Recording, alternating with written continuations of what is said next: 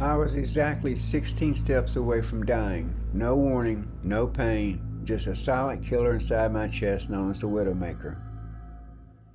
If you're watching this, you probably have a smartwatch on your wrist right now. You think it's just for tracking steps or checking text messages. I thought the exact same thing.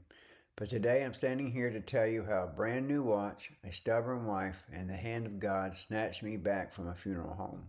My main heart artery was 80% blocked. Here's the crazy story of how I almost died, and the simple warnings you might be ignoring right now. I've been an Apple enthusiast since 1984. MacBooks, iPads, watches, you name it.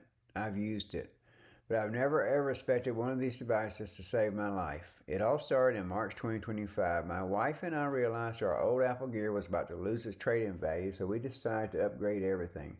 I strapped on a brand new Apple Watch.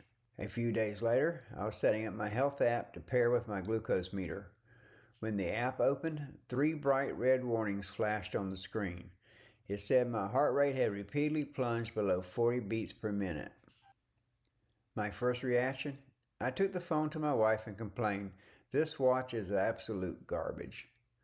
But my wife, she wasn't laughing. She looked at the screen, looked at me, and said, "You're making a doctor's appointment right now."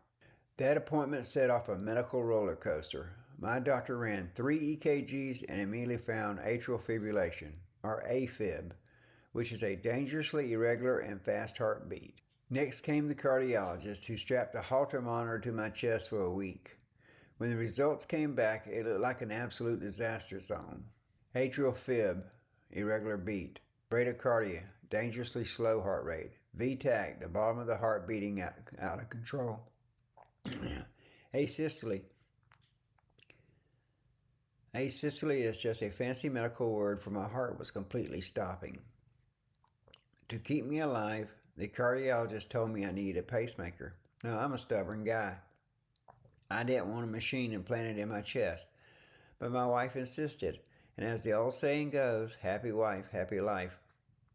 We got the pacemaker put in, and I figured I was completely cured. I was wrong. The real test was still waiting for me on the stairs. Fast forward to just a few weeks ago. I was carrying our 4 little Yorkies up to the second floor of our house. It's 18 steps. I usually carry them 2 at a time, and I've done it for over a year without a single issue. But on the very last climb, I froze on step 16. My lungs felt completely empty. I couldn't catch my breath. My wife saw me sitting there and asked, "What's wrong? Do you have chest pain?" I brushed it off. "I'm fine. I think I just feel my pacemaker firing." She didn't argue. She just pointed at the phone and told me to call the cardiologist. Normally I would have debated her, but in that exact moment, a profound feeling of peace came over me. I felt the presence of God telling me, "Listen to her. Stop fighting." So I called.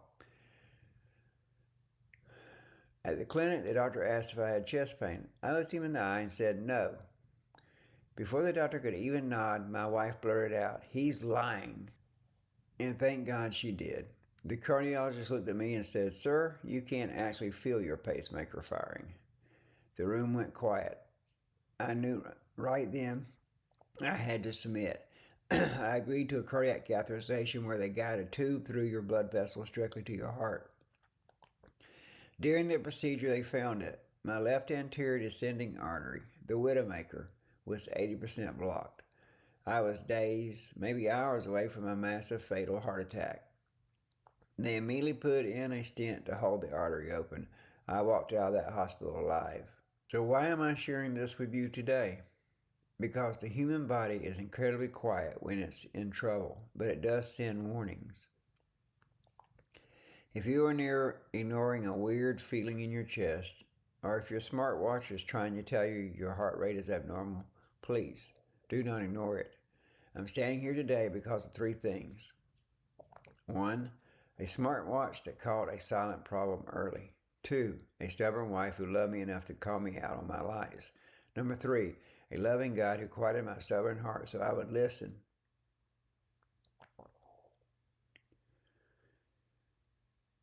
Listen to your body.